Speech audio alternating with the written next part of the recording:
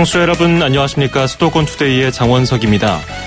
우리 민족의 고통스러운 기억 중 하나를 꼽으라면은 단연 동족상잔 6.25 전쟁일 겁니다.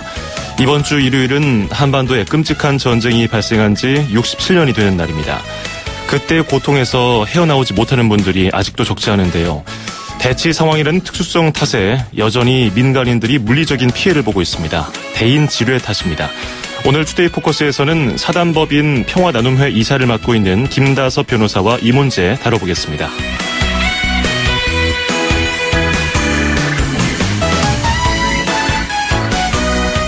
오늘 아침 앵커가 뽑은 수도권 뉴스입니다.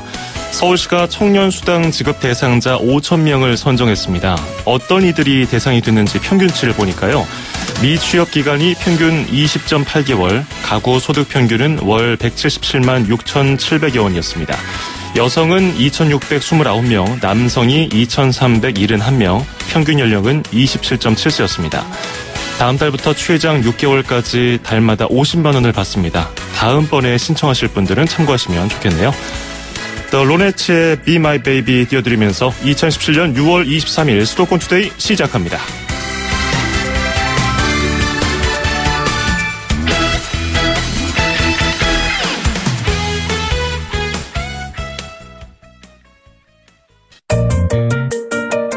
음악과 수도권 뉴스가 한방에 수도권 전문 방송 수도권 투데이.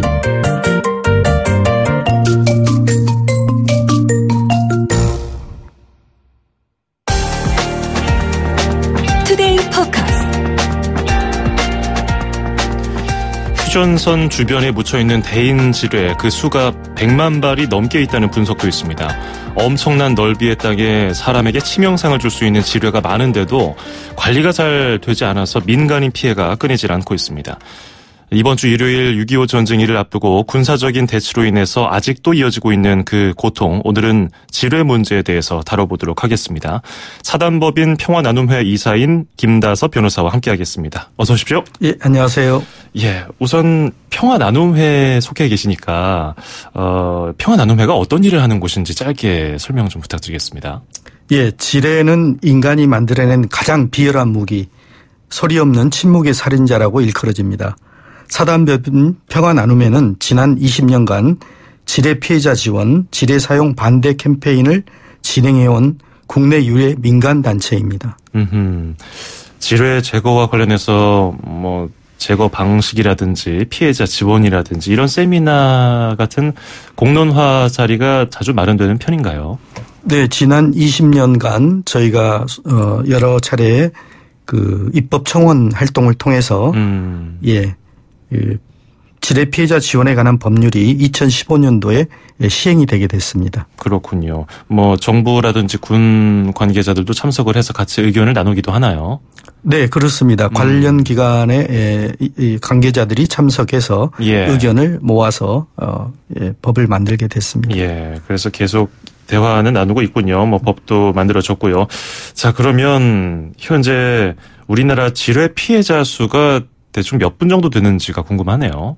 네, 아직까지 정부 기관에 의한 공식적인 조사는 이루어진 적이 없습니다. 아하. 저희 평화나눔회가 2011년도에 강원도청의 도움으로 강원도의 지뢰 피해자에 한해서 전수조사를 진행한 바 있습니다. 예. 그 결과 현재 강원도의 피해자는 355명으로 파악이 됐습니다. 강원도에만. 그런데 경기도 지역은 강원도보다 인구 밀도가 높고 평화지대라서 강원도보다 훨씬 피해자가 많을 것으로 판단이 되기 때문에 강원도보다는 2배에서 3배 정도 있지 않을까 추정을 하고 있고 전국적으로는 약 1,000여 명에 이르는 피해자가 있을 것으로 추정하고 있습니다. 예, 이게 사망자 수까지 포함된 건가요? 아니면? 그렇습니다. 아하. 예, 이게 지뢰라는 것이 지뢰 종류에 따라서 엄청난 다시 돌이킬 수 없는 신체적인 상해를 입히는 것은 물론 목숨까지 앗아갈 수 있으니까 아까 말씀하신 것처럼 정말 끔찍하고 가장 잔인한 무기라고 설명해 주셨는데 최근까지도 피해자가 계속 나오고 있습니까? 네, 2001년 이후 현재까지 약 70건의 지뢰 폭발 사고가 발생하였는데 그중 군인 사고가 26건, 민간인 사고가 44건으로 민간인 사건이 군인들의 피해 사건보다 훨씬 많습니다. 매년 민간인 지뢰 피해자는 끊임없이 나오고 있는 입니다. 예. 작년에도 4건의 사고로 3명의 다리가 절단되었고 1명이 사망했고 금년에는 6월 10일 양구에서 1건, 파주에서 15일 날 1건 지뢰 사고가 발생하였습니다. 아하.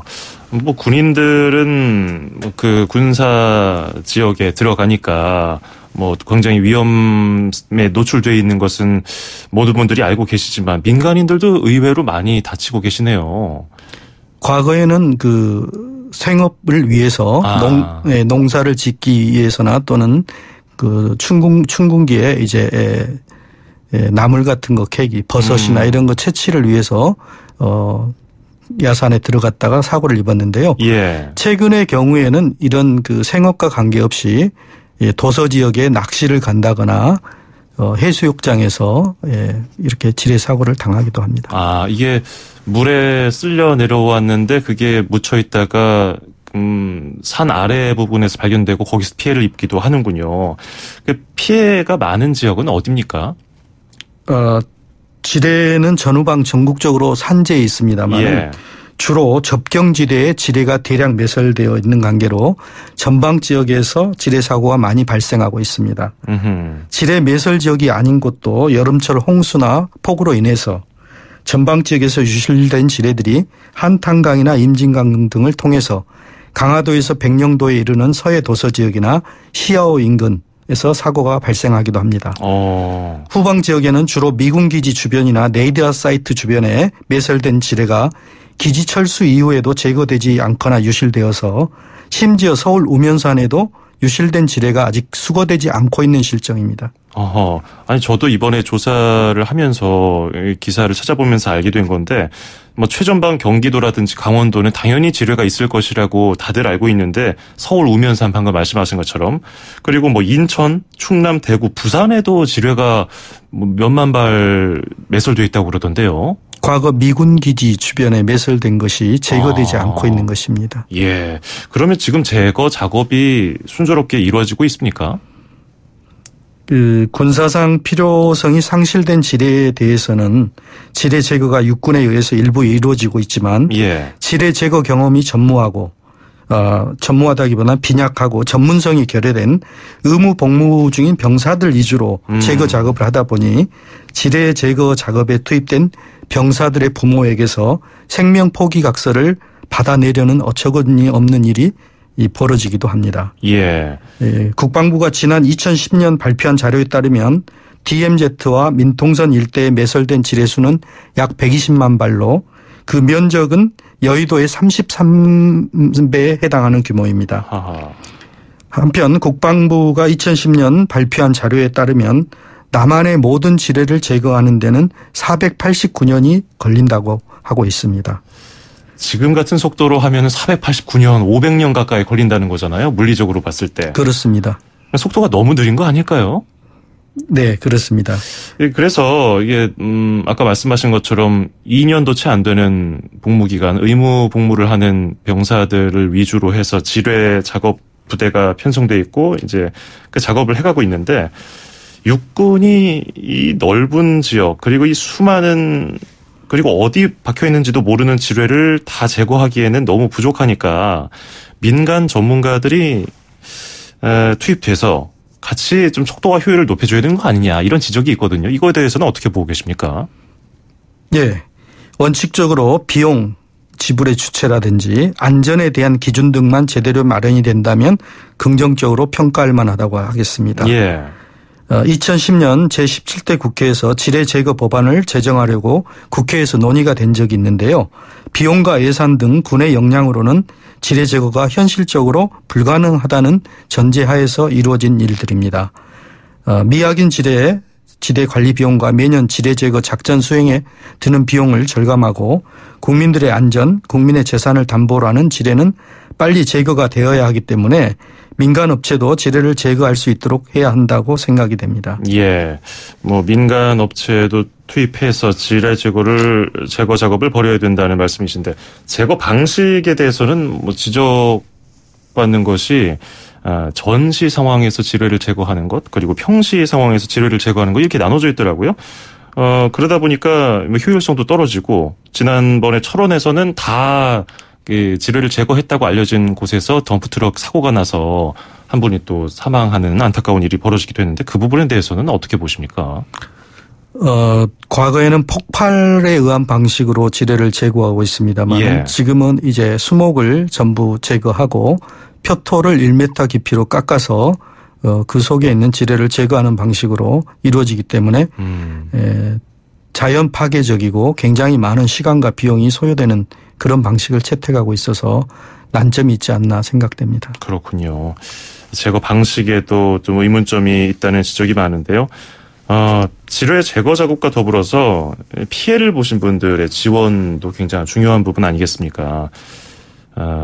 지원금 명목으로 보상금이 주어지고 있는데 부족하다는 주장이 있거든요. 실제로 피해를 받으신 분들을 만나보면 어떤 말씀들 하시나요? 네, 최근에 피해자들은 국가를 상대로 손해배상 청구를 하면 되므로 주로 오래전 피해자분들에 대한 부분이 문제가 되겠습니다. 2015년 4월 16일부터 2017년 4월 15일까지 2년간 한시적으로 지뢰 피해자 지원에 관한 특별법이 시행이 되어서 금년 4월에 효력을 상실하였습니다. 그 내용을 보면 보상금이 아니고 1호금이라고 되어 있는데요. 예. 사고 당시에 월평균 소득을 기준으로 1호금을 계산한다는 그 법조항 때문에 오래전 사고일수록 최근의 사고에 비해서 턱없이 1호금이 작아지는 피해자들이나 일반 국민들이 납득하기 어려운 큰 문제가 있습니다. 예를 들어서 31세 남자가 지뢰 사고로 사망한 경우 현행법으로 계산을 해보면 1953년도 당시에 사고가 났다면 2천만 원, 2012년도에 같은 사고가 발생했다면 3억 3천만 원의 지원금을 받게 됩니다. 그러면 그 당시에 사고를 당하신 분들은 그때 기준으로 지원금을 받는 거네요. 그렇습니다. 월 평균 임금이 수천 원에 불과할 정도로 소득이 현저하게 낮았던 70년대 이전의 사고자가 전체 사고자의 83%를 점유하고 있기 때문에 현행 법대로라면 대다수의 지뢰 피해자들은 불과 몇십만 원에서 몇백만 원의 1호금을 받을 수밖에 없는 게 현실이었고 예. 이러한 불편한 현실을 감안해서 장애 등급에 따라 사망 또는 상해를 입을 당시에 월평균 소득을 기준으로 산정한 1호금이 2천만 원에 이르지 아니할 경우 2천만 원을 초과하지 아니하는 범위 내에서 이를 조정 지급할 수 있도록 법령을 개정했습니다마는 아직도 고통의 세월을 살고 있는 지뢰 피해자 및 유가족들에게 최대 2천만 원을 준다는 내용의 이러한 개정안은 특별법이 만들어지길 희망하며 살아온 피해자들을 더욱 좌절하게 하고 있습니다. 예, 지원금 액수에서도 좀 불합리한 면이 없지 않아 보이는데 아까 말씀하신 바로는 그 당시 1950년대 당시 그리고 지금 2010년대 지금과 비교했을 때 그때 평균 소득을 가지고 기준을 삼는다는 얘기인가요? 그렇습니다. 사고 당시에 월 평균 소득을 기준으로 지원금을 산정하게 되기 때문에 예. 50년대라든지 60년대, 70년대에는 월 평균 소득이 불과 10,000원이 안 되는 1,000원, 2,000원 하던 시절이 있었습니다. 국민들의 평균을 내서 거기서 산출한다는 건가요? 그렇습니다. 직종별 월 평균 소득입니다. 그렇군요. 그런데 이번에 1월에 세미나도 있지 않았습니까? 거기서 보니까 피해 입으신 분들 중에 한 분이 동남아 지뢰 제거 작업에는 외교부가 지원을 하는데 국내 지뢰 문제는 등한시하는 거 아니냐 이런 지적을 하시던데 동남아 쪽에는 외교부가 지원을 하고 있습니까? 네, 그렇습니다. 해외 지뢰 제거, 지뢰 피해자 지원으로 우리 정부는 코이카를 통해서 매년 막대한 금액을 지원하고 있는데요. 작년의 경우에는 88억 원 상당에 해당하고 예. 또 2020년까지 베트남의 지뢰 제거 사업 등에 234억 원을 지원할 예정입니다. 그렇군요. 이 지뢰는 어쨌든 민간인이 설치한 것은 아니고 군이 설치했기 때문에 국가에서 좀 더 적극적인 태도를 보여야 한다는 얘기는 계속해서 나오고 있는데 우리나라가 오타와 조약에도 가입을 해야 한다는 주장도 있고요. 이 부분에 대해서는 어떻게 보고 계십니까? 네, 미국과 저희만 아직 가입이 안 돼 있는 상태인데요. 예, 오타와 조약이 어떤 거죠? 이게 재래식 무기를 사용하지 말라 이런 조약이었던가요? 그렇습니다. 인명을 살상할 수 있는 재래식 무기의 제조라든지 판매 이런 걸 또 설치하는 것을 금지하자는 국제적인 협약입니다. 예. 자, 아까 뭐 법률 개정 그리고 뭐 법안 발의에 대해서 말씀해 주셨는데 민간인 질회 피해자 지원 특별법 개정안이 계류 중인가요, 지금? 그렇습니다. 이건 어떤 내용을 담고 있습니까? 예. 금년 4월에 효력을 상실한 한시법인 질회 피해자 지원에 관한 법률이 2년 가까이 이 효력을 발생하면서 발생한 문제점들을 개선하고자 하는 내용들이 들어가 있는데요. 가장 중요한 부분이 좀 전에 말씀드린 사고 당시의 월평균 소득과 지금 현재 보상 결정 당시의 월평균 소득 사이에 현격한 차이가 있을 경우 이를 조정 지급하도록 한다는 내용 한 가지 하고 예. 위로금 신청 기간을 2년 더 연장을 하자는 그런 내용이 주된 내용입니다. 신청 기간 연장에 대한 부분은 아직 신청하지 못하신 피해자들이나 유가족들이 많다고 국방부도 인정을 하고 있는데 예산이 소요되는 문제라서 크게 반발하는 입장입니다. 그렇군요. 예산 문제가 여기도 걸리다니 좀 안타깝긴 한데요. 질회 피해를 입었는데 내가 어떤 식으로 보상을 받고 또 신청할지 모르겠다 하시는 분들, 도움을 요청하실 분들은 끝으로 어떻게 하면 좋을까요? 사실 일반 국민이 살아가면서 질회 사고가 날 거라고 예상을 하기는 힘든 일입니다. 예. 상당히 당황스럽고 힘든 일인데요. 가족이나 주변 분들이 저희 평화나눔회와 같은 전문 단체로 연락을 주시면 저희들이 인도적인 차원에서 도움을 줄 수 있는 방법을 안내해 드리고 있습니다. 예, 평화나눔회가 이런 질회로 인해서 사고를 당하신 분들의 도움이라든지 보상을 연결해주는 그런 역할을 하는군요. 그렇습니다. 네, 연락은 뭐 홈페이지도 있나요? 네, 그렇습니다. 홈페이지 사단법인 평화나눔회도 찾아보시면 되고요. 전화번호를 혹시 알 수 있을까요? 전화번호는 제가 지금 홈페이지를 보니까 서울 지역번호 02-363-6781, 서울 지역번호 02-363-6781번으로 평화나눔회 쪽으로 연락을 주시면은 질회로 인해서 피해를 보신 분들 작게나마 도움을 받으실 수 있을 것 같습니다. 오늘 말씀 여기까지 나누도록 하고요. 오늘 나와주셔서 고맙습니다. 네, 감사합니다. 네, 지금까지 사단법인 평화나눔회 이사를 맡고 있는 김다섭 변호사였습니다. 2,500만 수도권 청취자를 위한 모든 소식이 한자리에 YTN 뉴스 FM 수도권 투데이. FM 94.5MHz YTN 뉴스 FM 수도권 투데이 2부입니다. 광고 듣고 와서요. 잠시 뒤에 인천시 소식과 수도권 안전 톡톡 코너로 이어가겠습니다. 서울, 경기, 인천 찍고! 수도권 정부의 핵심이 바로 여기에 수도권 행정탐방. 수도권 행정탐방 금요일 순서 인천광역시로 떠나보겠습니다. 인천시 김석철 방송팀장 전화 연결하겠습니다. 팀장님 안녕하세요. 네, 안녕하세요. 네, 우리가 타지에 가거나 뭐 도심에 차를 갖고 가면은 주차할 곳이 없어서 참 헤매는데 인천광역시가 스마트폰으로 실시간으로 주차 정보 서비스를 확대 제공한다고 들었거든요. 어떤 이야기인가요? 네, 인천시가 스마트폰으로 공영 주차장의 빈자리를 미리 확인할 수 있는 실시간 주차 정보 서비스를 확대해서 실시할 예정인데요. 이 서비스는 차량 운전자가 스마트폰에서 주차하고 싶은 그 공영 주차장 이름을 찾아 입력하면 실시간으로 빈자리가 있는지를 확인해주는 방식으로 내비게이션 유네비로도 확인이 가능합니다. 예. 그런데 이런 공영 주차장에 빈 곳이 있는지 없는지를 알려주는 자치단체 서비스는 이미 있는 것으로 알고 있는데 인천광역시만의 차별화된 시스템은 뭐가 있을까요? 네, 주차정보 제공 앱 서비스는 뭐 서울과 부산 등에서 이미 시행되고 있는데요. 스마트폰 내비게이션에서도 주차 정보를 제공하는 사물 인터넷 IoT 기반의 서비스 제공은 인천이 처음입니다. 인천시는 이를 위해서 총 12억 8천만 원을 투입해서 인천 차이나타운과 한중문화관, 월미도 등 그 40개 주차장에 주차정보 시스템 구축 1단계 사업을 완료했고요. 예. 2023년까지 약 500개소로 확대할 계획입니다. 현재까지 완료한 40개 주차장의 주차정보 서비스를 제공받으려면 플레이스토어 또는 앱스토어에서 내비게이션 유네비와 모바일 앱 인천시 미추얼 주차 정보를 다운받아서 이용하시면 되고요. 인터넷 서비스 홈페이지 서비스는 포털 사이트에서 인천광역시 미추홀 주차정보 안내 시스템으로 접속해서 이용하시면 됩니다. 예, 인천시 미추홀 주차정보 애플리케이션입니다. 자, 인천광역시가 또 소상공인이 부자가 될 수 있는 정보 곳간을 개설했다고 들었거든요. 이 곳간은 뭐 하는 곳간입니까? 네, 인천시가 주요 소셜 네트워크 서비스 SNS 5곳에 모두가 부자 되는 곳 인천, 리치 인천 플레인이라는 명칭의 그 경제 소통 플랫폼을 열었는데요. 예. 플랫폼은 그동안 그 중앙과 지방 정부 그리고 공기업 등이 혜택을 베푸는 정책 사업을 다양하게 펼치고는 있으나 이러한 정보들을 통합해서 제공해 주는 매체가 없어서 수혜자들에게는 적기에 전달되지 못하는 사례가 있어서 이를 개선하고자 만든 통합 플랫폼입니다.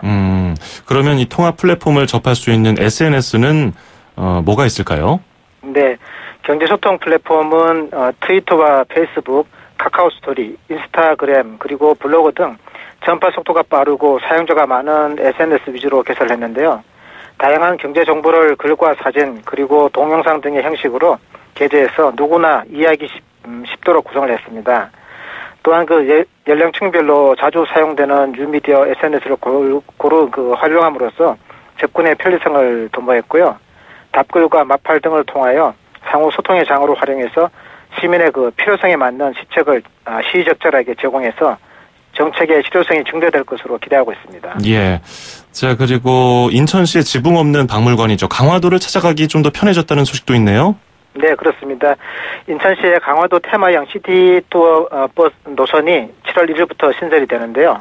이번 노선은 7월부터 10월까지 매주 주말 오전 10시부터 인천 도의철도 2호선과 공항철도 환승역인 검암역을 출발해서 오후 6시 30분 검암역으로 다시 돌아오는 일정으로 운영될 예정입니다. 예, 관련 정보 어디서 얻을 수 있는지 홈페이지 같은 것 짧게 좀 들어볼까요?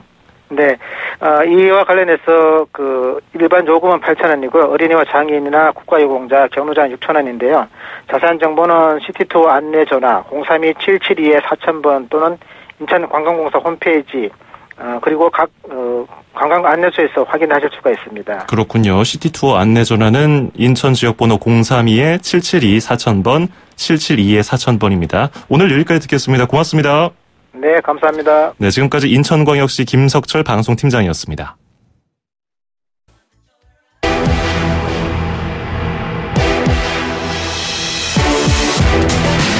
투데이 안전 톡톡.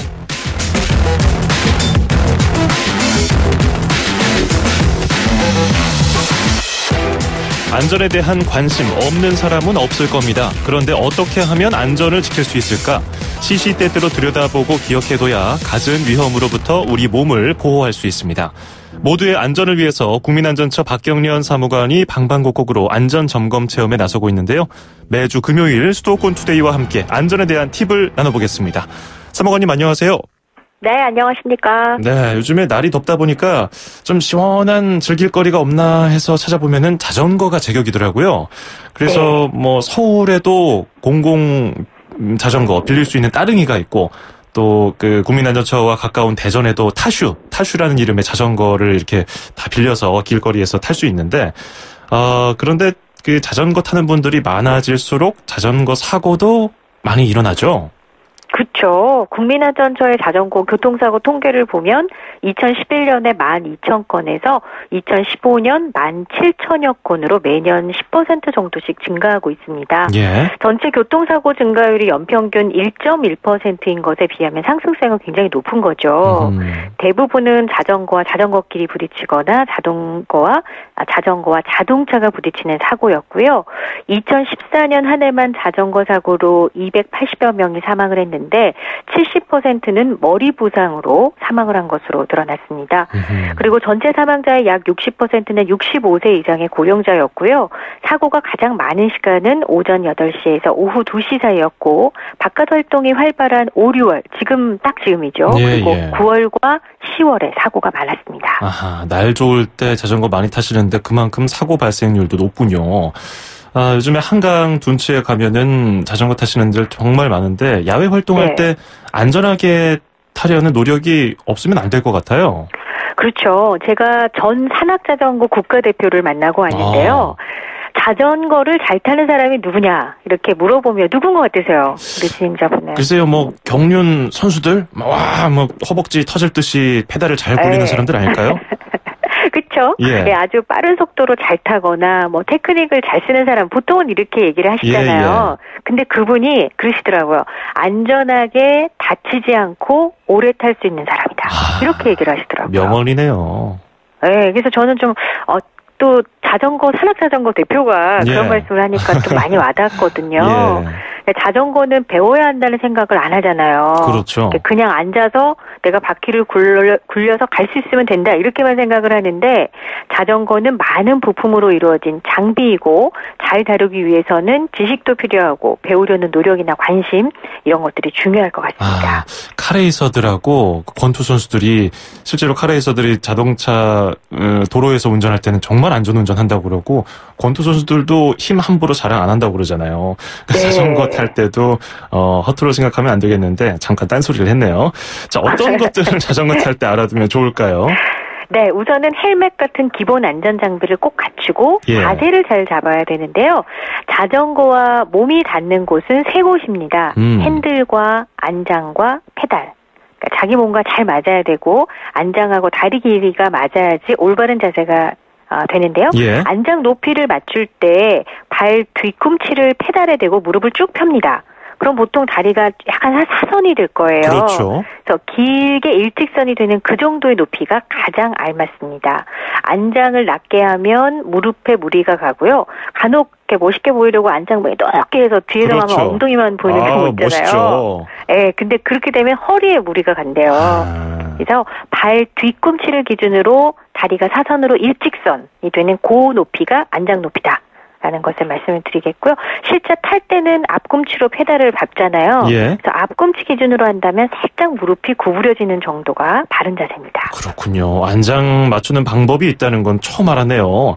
자, 그리고 자세를 맞췄다면은 점검해야 될 게 있겠죠? 네, 자전거를 탈 때는 ABC만 기억을 하시면 돼요. ABC. 에어, 브레이크, 체인. 쉽죠? 예. 예. 매일 타면은 사실 자전거 관리를 잘 하실 텐데, 자전거가 보통 뭐 가끔 타고 세워뒀다가 또 다음에 타고 이렇게 하시다 보니까 관리가 잘 안 돼 있는 경우가 많습니다. 예. 먼저 A, 바퀴에 공기가 잘 들어있는지 확인합니다. 타이어를 눌렀을 때 푹 들어가면 안 되는데요. 물렁물렁하면 뭐 미끄러지거나 펑크가 날 수 있거든요. 그래서 좀 단단하다 이런 느낌. 네, 단단한 공기압을 유지하도록 확인을 하시고요. 예. B는 브레이크죠. 브레이크를 잡아보지 않고 나왔다가 막상 달릴 때 안 되면 정말 위험하거든요. 그래서 출발하기 전에 한번 잡아보고 브레이크가 잘 듣는지 꼭 한번 확인을 해야겠습니다. 그리고 체인인데요. 체인 빠지면 진짜 난감하잖아요. 예. 네, 자전거를 매일 안 타고 3개월 정도 지나면 체인에 녹이 난다고 해요. 그래서 기름은 만져봤을 때 검은색 기름이 묻어나는 정도, 이렇게 끈적끈적 묻어나는 정도가 좋다고 합니다. 체인 오일을 발라서 관리를 하시면 되겠습니다. 그렇군요. 우리가 자동차 탈 때는 이런 것들 비슷하게 점검을 하는데 자전거는 우리가 그렇게까지 안전에 대해서 신경을 못 썼던 게 사실인데 이렇게 관리를 해줘야겠군요. ABC만 기억하시면 되겠습니다. ABC, 공기, 브레이크, 체인. 자, 그리고 간혹 브레이크를 따로 왼쪽 오른쪽을 따로 잡아야 안전하다는 말도 있던데 이건 사실일까요? 그렇지 않더라고요. 오른손 브레이크와 왼손 브레이크의 기능이 다른데요. 예. 오른손을 움직이면 어떤 브레이크가 들을까요? 이게 헷갈리는데 앞바퀴였나 뒷바퀴였나? 헷갈리시죠? 예. 오른손은 뒷바퀴입니다. 뒷바퀴의 브레이크를 움직이게 되고요. 왼손은 앞브레이크인데요. 오른손으로 잡는 뒷브레이크는 또 기능이 두 개가 달라요. 예. 속도를 줄여주는 브레이크고요. 앞브레이크는 정지 브레이크거든요. 그래서 예를 들어 앞브레이크만 딱 잡았어요. 그럼 어떻게 될까요? 앞으로 이렇게 뒤집어지지 않을까요? 맞습니다. 뒷바퀴가 들리면서 아이고. 전복사고가 일어나고요. 예. 뒷브레이크만 잡았다. 그러면 밑쭉 이렇게 미끄러질 수가 있는 거죠. 그래서 한쪽 손 브레이크만 잡는 것보다는 오른손과 왼손 브레이크를 동시에 잡는 것이 좀 더 안전하다고 합니다. 그렇군요. 자, 이제 이런 안전 점검을 하고 나서 주행에 나서면 교차로나 추월할 때도 조심해야 될 게 있죠? 네, 교차로에서 사고가 참 많이 난다고 하는데요. 예. 좌회전할 때 보통 손으로 이렇게 좌회전 신호를 넣고 뒤를 확인하고 가시면 되는데 수신호를 하려면 핸들에서 손을 떼야 되잖아요. 예. 이렇게 못하는 분도 계시거든요. 아하. 그럴 때는 무리하게 내가 수신호를 해야 된다 이런 부담을 갖지 마시고 자전거에서 내려서 교차로를 건넌 후에 다시 자전거를 타는 것이 안전하겠습니다. 추월을 할 때도 사고가 많습니다. 지금은 왼쪽이나 오른쪽 양쪽으로 좀 다 추월을 하고 있는데요. 예. 앞사람에게 방향을 미리 말해주면 사고 위험을 훨씬 줄일 수 있대요. 제가 왼쪽으로 추월하겠습니다. 이렇게 얘기를 하는 것이죠. 예. 다만 절대 이런 말을 하면 안 되는 사람이 있는데 바로 아이들입니다. 아이들한테 이렇게 말을 하면 어떻게 할까요? 휙 돌아보겠죠, 뭐. 왜요? 하면서. 네, 아이들은 멈추거나 돌아보거나 이렇게 해서 부딪힐 수가 있거든요. 예. 그래서 앞에 아이들이 있다면 이렇게 하지 마시고 특히 주의를 하시고 조금 멀리 돌아서 가는 그런 배려가 필요할 것 같습니다. 안전한 자전거 문화가 확산이 되면 참 좋을 것 같아요. 예, 오늘 자전거 안전하게 타는 방법 알아봤습니다. 오늘 고맙습니다. 감사합니다. 네, 지금까지 국민안전처의 박경련 사무관이었습니다.